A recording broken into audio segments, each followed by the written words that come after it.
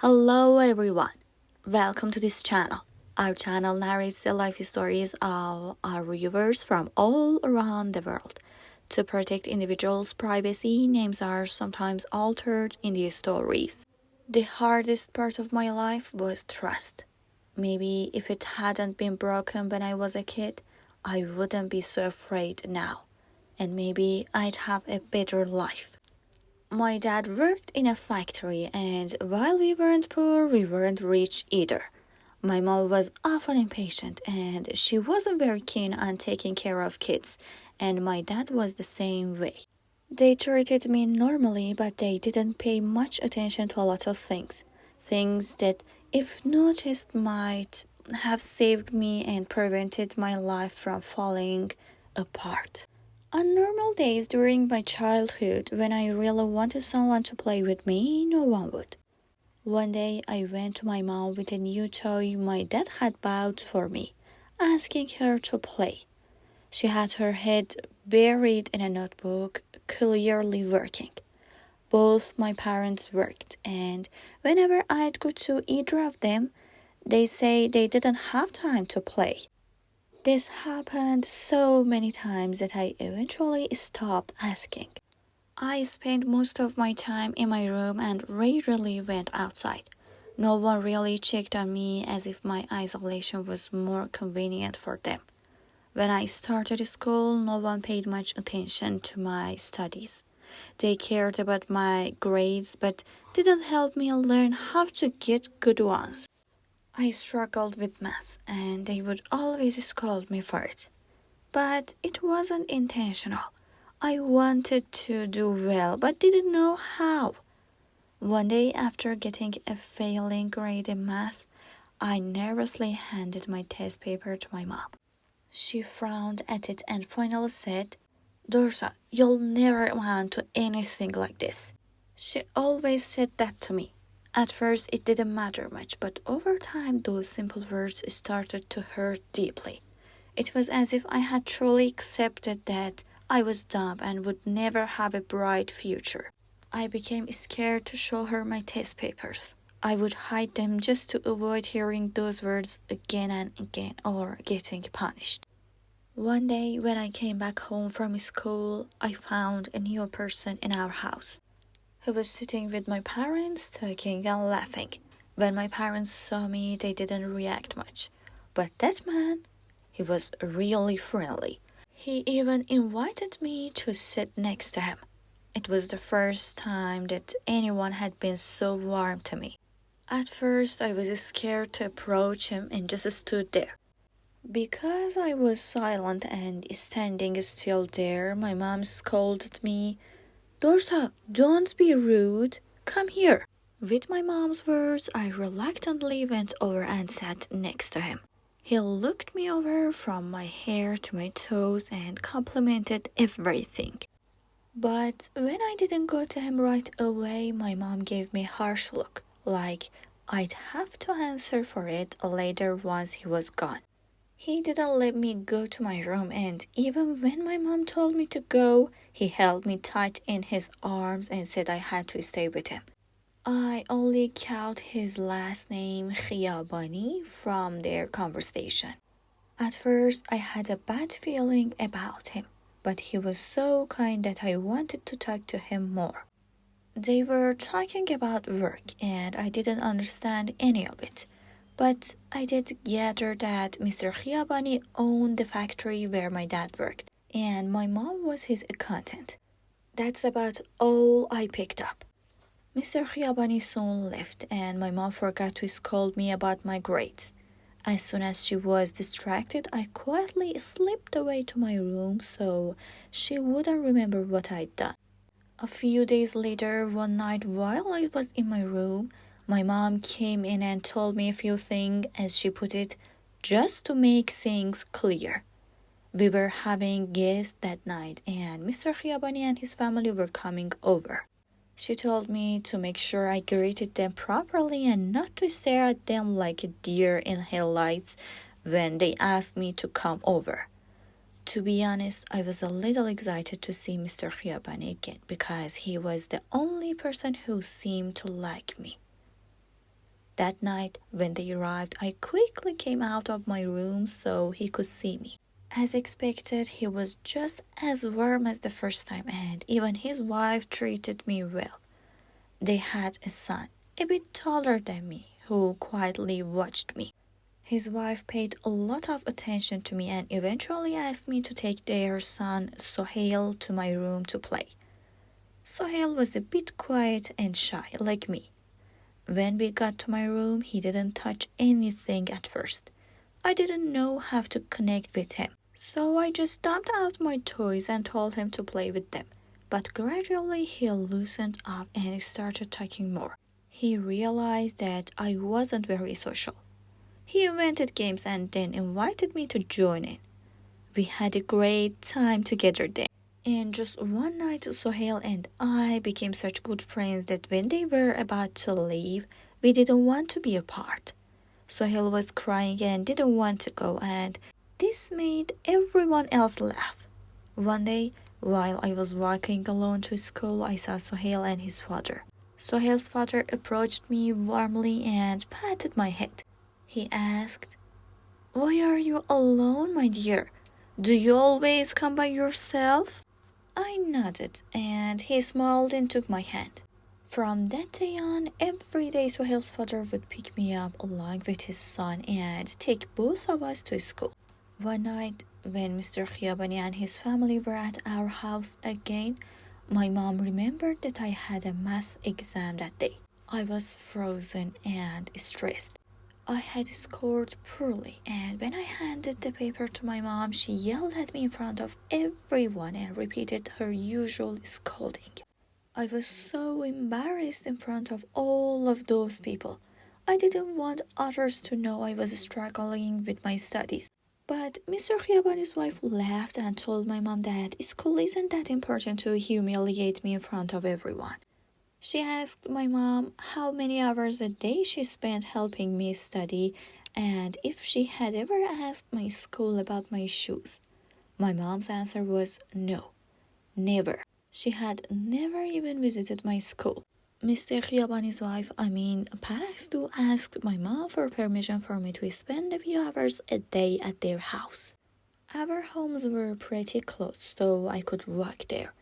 Even though I was humiliated at night, it turned out well in the end. I got some distance from my family. Everything was going well until one day when Mr. Khiabani came to pick me up, but his son wasn't with him. He said that Sohail was sick and couldn't come, but he came just for me. It felt good that he came all the way just for me. But the path we were taking wasn't the way to school. We were passing through alleys, and we had been walking for a while. I was scared. We had gone too far, until finally he stopped in a dead-end alley. He knelt in front of me and said, "Oh, my little girl, your uncle is sick. I need to do something to feel better." I was surprised by what he said. How could I possibly help him? Without answering my questions, he started doing some things. I didn't know what he was doing, but I must say, as a child, the things he did made me feel shamed. I tried to pull myself together, but I was scared and on the verge of tears. I felt a sharp pain in my body and I started crying. I didn't know what he was doing, but I didn't feel good about him anymore. He quickly straightened my clothes, and as we were heading to school, he said, "You mustn't tell anyone about this, okay? It's a secret between us. If your mom finds out, she will get mad at you. Very mad. Your dad too." His words had a strong effect on me. Since I was scared of my family, even if he hadn't said anything, I wouldn't have been able to tell them. I would get scolded for showing them a normal grade, let alone telling them what Mr. Khiabani had done. So I just blamed myself. On my way back from school, he came to pick me up again. I was scared of him, scared that he might do the same things again. My hands were sweaty from stress as long as I held his hand, but luckily that day he didn't do anything and he dropped me off at home. That day's evening, I had to meet Paraistu to study together. My mom insisted that I go, but I didn't want to. I kept feeling that maybe Paraistu would be like her husband too, but I didn't have the strength to argue with my mom. So before I knew it, I was inside their house, sitting in front of Paraistu with my books. Mr. Khiabani wasn't there, which made me feel a bit relieved. Suhail was sitting next to me and both of us were carefully listening to his mother. That day I learned the basics from Paraistu. Things that seemed very hard to me before became easy after that day. After studying, they wouldn't let me leave. They kept delaying until Mr. Khiabani arrived. As soon as he came in, my whole body filled with anxiety and stress again. But he looked at me with the same gaze he had before when he did those things. I pulled myself together and adjusted my skirt. After dinner, Mr. Khiabani offered to take me home, but I didn't want to. I was scared to be alone with him. I insisted they call my mom to come get me. So Paraistu called my mom to ease my mind. But no one answered. Then I asked them to call my dad, but he didn't answer either. Reluctantly, I had to go back with Mr. Khiabani. It was dark and there were few people on the street. He pulled me towards an alley and started again. I was trembling with fear and I didn't want to experience the pain I felt last time. I burst into tears, but he didn't care. His gaze had changed and he was so caught up in his own pleasure that he didn't think about the pain he was causing me. He did the same things again and emphasized that I shouldn't tell anyone.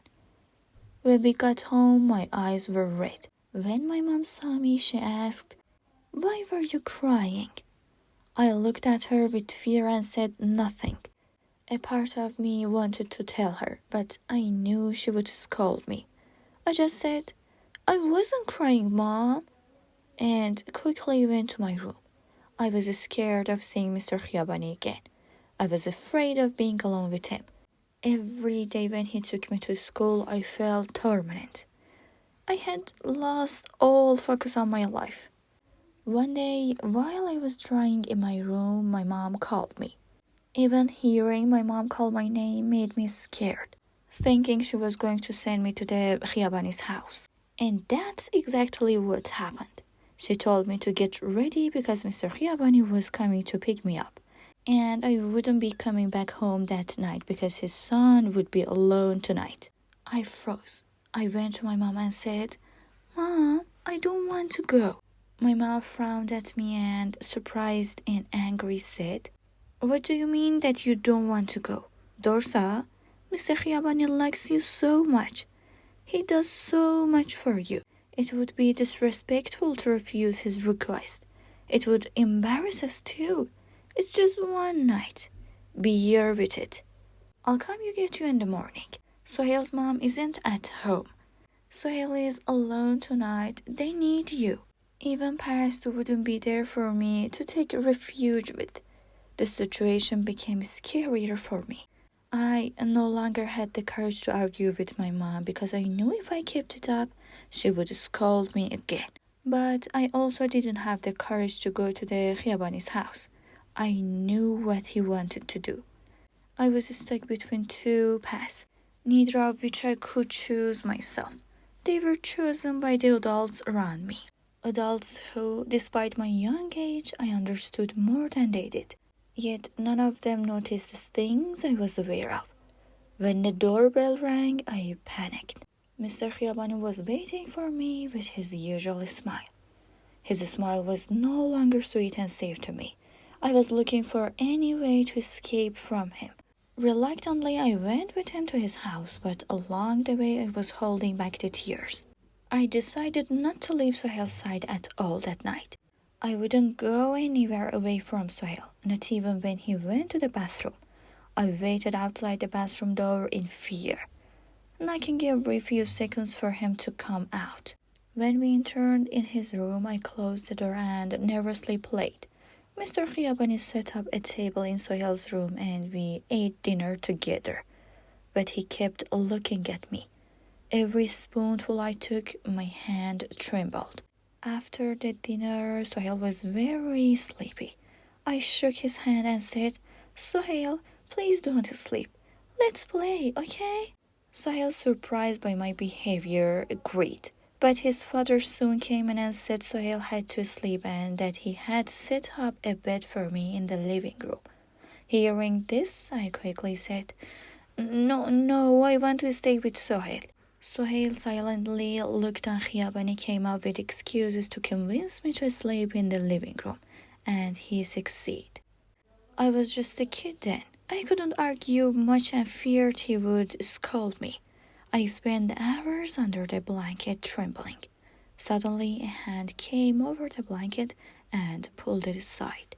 It was Mr. Khiabani. My nightmare was becoming a reality. His eyes were red and he moved his head closer. Large bats were flying around him, making noises. His face looked scarier than ever. I screamed and woke up, gasping for breath. When I woke up, I saw Mr. Khiabani beside me. I remembered the nightmare I had, and I was even more scared of him. I kept looking around to make sure there were no bats. He took my hand and said, "Dorsa, are you okay? Come sleep with me. You'll be scared if you stay here alone." I quickly pulled my hand away and stuttered. No, I'm fine here." He grabbed my hand again and said, "But you're scared. Let's go to my room so you won't be alone." He got up and started pulling me along with him. I resisted, but I wasn't strong enough. I cried and told him I didn't want to go with him, but he didn't listen.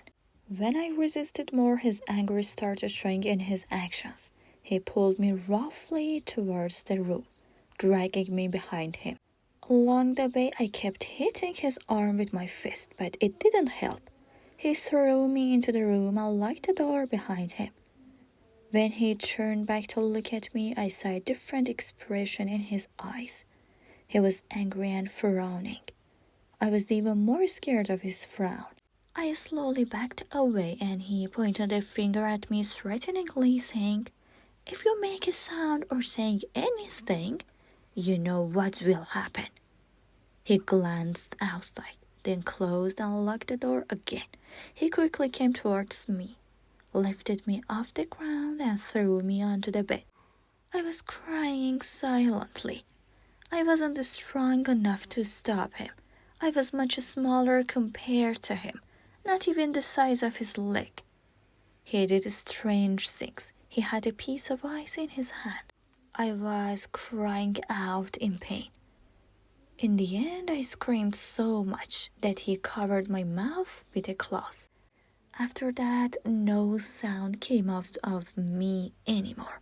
My hands were tied so I wouldn't move, and after he was finished, he united them. I was crying while trying to put on my clothes, but he didn't let me. He threw my clothes to the corner. I backed away and held my hands in front of me. Seeing that, he seemed to enjoy it more because he lay down and said that I should come towards him. Reluctantly, I went towards him. If I resisted, he would pull me closer. I was just crying and trembling. At the crack of dawn, he told me to put my clothes on. While I was getting dressed, he started again and a sharp pain spread through my body. I had become numb and didn't even cry anymore. I was just sad. That night, I couldn't sleep at all. I stayed awake out of fear, and Mr. Khiabani was awake too, enjoying himself. In the morning, I kept asking him to call my mom, but he didn't listen and said he would take me himself. I didn't move away from Sohail. When Sohail went to the bathroom, he grabbed my hand and pulled me towards him. He looked at me with a frown and harshly said, "When I say I'll take you myself, you say yes, sir. Don't be so obvious in front of others." It was the first time I saw this side of him. It was like he was just pretending to be nice. I was holding back tears and didn't say anything, but I didn't give in. As soon as Sohail came back, I kept asking him to call my mom. Finally, he gave in and agreed to call. I was so happy, but after 5 rings, no one answered. Tears welled up in my eyes. Sohail looked at me, crying with surprise, and laughed. Dorsa, I didn't think you'd be such a crybaby. His words hurt. I wasn't a crybaby. I was just scared of what was happening. No matter how many times we called, no one answered. In the end, he said he would take me himself. Unfortunately, we went back to the same way, and once again, he took me to the same alley. Along the way back, he taunted me. So you scared, huh? Now I'll show you. So you will learn to listen to me when I say something. His threats kept playing in my mind, making me cry even harder. He pushed me against the wall and I fell hard to the ground. At the moment, I wanted my mom. At least she didn't hit me. Sure, she said hurtful things, but she didn't hit me. He came towards me and lifted me by my hair. I was aching from the night before. He repeated what he had done before and I experienced the same pain all over again. The alley was deserted and most of the houses were abandoned. Out of fear, I couldn't make a sound and no one noticed us. When we got home, my clothes were dirty and my hair was messy. My cheek was red, and when my mom saw me, she got a little scared. But Mr. Khiabani acted completely normal and smiled. He said, I'm so sorry, your kid slipped and hit the wall on the way here. I let go of her hand for just a second. She's so playful. She can't stay still. My mom frowned, and his words didn't ease her frown. She thanked him and dragged me inside the house. She looked at me with surprise, but I had a lump in my throat. Being back in our own home made me feel a little better, but I was still stressed about seeing Mr. Khiabani again. My mom turned me around and examined my whole body. How did you fall like that? Did Sohail bite you? The memory of last night terrified me again. I didn't know what to say. If I said it was Mr. Khiabani, he'd come after me again and worse things would happen to me for sure. She shook me and demanded an answer. When she got angry, I froze up even more. Out of desperation, I nodded yes, and she said, Could it be that Sohail did all this to you? I didn't say anything again. Poor Sohail. I locked myself in my room until night and didn't come out. My mom's only reaction was at that moment. After that, she didn't come near me again. It seemed like she got used to it. In the morning, when I tried to get up for school, a sharp pain shot through my body. When I put my feet on the floor, it felt like there was a rock inside me. I took a few steps and the pain was still there, even worse. I got scared. I felt like it was because of what happened yesterday. If I reacted in front of my mom, she'd notice. But the pain was so intense that tears started to fall. I wiped my eyes and slowly peeked into the kitchen. I took small steps and walked with my legs apart. Unfortunately, as soon as my mom saw me, she knew I wasn't feeling well. Worried, she came towards me and checked my body again. This time, she was stressed and didn't yell. She kept asking what had happened and what was wrong. I was in so much pain that I finally spoke. Mom, my body burns. Her question shocked me. She asked, Don't you wash yourself after going to the bathroom? I said, I do. That day I didn't go to school and my mother believed that I wasn't cleaning myself properly. I stayed at home for a few days, and once, when Mr. Khiabani wanted to take me to his house again, my mom didn't let him and said that I wasn't feeling well. For the first time, I was happy. Because of my illness, I didn't see them for a long time, about a month. My mental state improved, but I kept having terrible nightmares. One night, when they came to our house again, I stayed close to my mom. No matter how much they asked me to play with Sohail, I didn't get up. In the end, my mom forced me into the room and Sohail followed us. We were playing together. When Sohail got up to go to the bathroom, I was afraid to be alone, especially with Mr. Khiabani in our house. Sohail took a long time to return and I started to feel anxious. Then Mr. Khiabani entered the room with a doll. As soon as I saw him, I started trembling again, but he smiled and approached me with endearing words while holding the doll. He handed the doll to me and when he was sure no one else was around, he placed me on his lap. I was motionless. He was about to make a move when Sohail came in.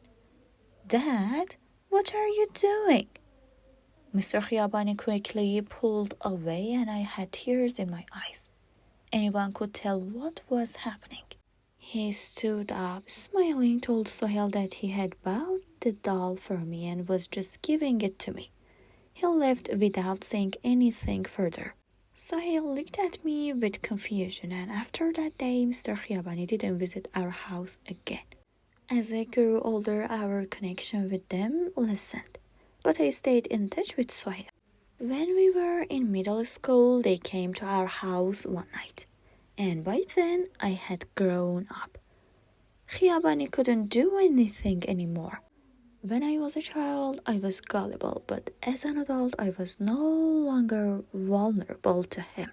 Sohail took my number that day and we decided to stay in touch and talk occasionally. Gradually, our relationship became closer and he called me every night for a while. Over time, I felt myself developing feelings for Sohail. He was a good guy and whenever I needed him, he was there for me. The only thing that bothered me was his father. Although after a few years, he probably thought I had forgotten everything because during my adulthood, he visited our house again and he didn't even look at me. It seemed like only children mattered to him. But Sohail, he made me lose my logic. I didn't care whether his father was around or not. I wanted him. We stayed in touch through university and one day, my mom excitedly told me that Mr. Khiabani was coming to propose for his son. I was even more excited. But I was terrified of Sohail's father. The fear from my childhood still lingered inside me. That night when they came, Mr. Khiabani didn't look at me strangely anymore. Even when we were alone for a few minutes in their house, he didn't do anything and didn't even speak. I thought everything was fine now and that he wouldn't bother me anymore. Sohail and I got married and started our life together. My life with Sohail was going beautifully. One day when I was alone at home, the doorbell rang. I thought it was the neighbor, but as soon as I opened the door, I saw Khiabani. At first I got scared, but then I thought that he wouldn't do anything to me anymore, and my fear disappeared. After all, he was my father-in-law, and it would be rude to treat him badly. It would be inappropriate for Sohail too. He said he just came to check on Sohail and see him. But I told him that Sohail was at work and would be home in about 4 hours. He asked, "May I come in and wake my son?" His tone was very serious. Without thinking, I stepped aside and let him in. My clothes were loose and I wasn't wearing a scarf, but there was no problem. Once inside, he inspected everything and I went to the kitchen to make tea. I told myself that If he touched me, I'd defend myself and kick him out. Then I laughed at my thoughts because Mr. Khiyabani had become less intrusive. And if he wanted to do something to me, he had had many opportunities by now. While I was pouring tea, I noticed he was standing behind me. The tray slipped from my hands and fell to the floor. My body froze again. All the thoughts I had about defending myself vanished. With his movements, my mind went blank, and the same feeling I had as a child returned. Suddenly, I snapped out of it. I grabbed his hand and pushed him away. I was crying and yelling at him, but he just laughed and said, "Your whole life is in my hands. Your family's life is in my hands. Do you really think I'm so foolish as to come at you without any leverage? If you speak up, I'll ruin your family's life. Everything you have is because of me. I could even take my son away from you, and then you and your mother would have to sleep on the streets. The house you live in is in my name, and your dad's car is mine. Do you think he could have bought that car with just a simple worker's salary? Have you forgotten how you lived before?" The way of his words was overwhelming. I couldn't understand all the details, but I was certain that Mr. Khiyabani was wealthy and could use his money for various purposes, including some actions that deeply affected me that night. After his comments, I felt overwhelmed and suffocated. It seemed he was trying to manipulate everything to his advantage. That day after his remarks, when he saw that I was silent, he came toward me again and repeated his actions. I was no longer a child who couldn't understand what was happening. He did as he pleased and then left. His visit wasn't about seeing his son. It was solely about his own agenda. When Sohail came home that night, I was much quieter than usual, reflecting on how my life seemed stuck in a repetitive cycle, with no way to change it. Even if my family weren't involved, Sohail might not have believed me. His father had a way of manipulating everything in his favor. A few days after the incident, Sohail's father started coming to our house every day, doing what he wanted and then leaving. My mental state was under significant strain. One day, when I needed medical attention, I didn't answer the door. Despite his repeated knocking, I stayed silent. About half an hour later, Sohail called me. I was anxious, fearing he might have shared the situation with others. But he said, "Dorsa, are you okay? My dad is at the door. Why aren't you opening it?" I was relieved to hear he hadn't mentioned anything. I responded nervously, I didn't hear." I hurried to the door, and when I opened it, I saw Sohail standing there. He hung up without a goodbye. It didn't matter much because his father, in a fit of anger, entered, and I felt overwhelmed. He tried to physically overpower me, but I resisted as much as I could. Eventually, in his frustration, he dragged me to the room, trying to keep my cries from alerting the neighbors. In the room, he continued his actions. I cried and pleaded with him to stop, but he grew more aggressive and unpredictable. In the end, Sohail came to my rescue. He loudly confronted his father and intervened. Mr. Khiyabani seemed to realize the seriousness of the situation, but was unable to continue after Sohail's intervention. I pulled back, crying, and watched the struggle. During the confrontation, Sohail expressed his frustration. "I knew it. I knew everything from a young age. Your true nature became clear to me then." I wasn't sure which day he was referring to, but Mr. Khiyabani left the house. Sohail sat down with me and asked various questions, such as how long his father had been coming to our house and how long he had been inappropriate with me. I described everything with significant censorship. That night didn't end well, and Sohail became somehow distant. Bill lost contact with his family, and he didn't even call his mother. When I suggested he should at least call his mother, he would say, "She's just like my father." Yet, Mrs. Parastu seemed like a good person, and I didn't know why he felt that way. Mr. Khiabani and his wife were no longer around us, and he didn't act on any of his threats, leaving us alone. Years have passed since then, and the only person who stood by me through these difficulties was Sohail.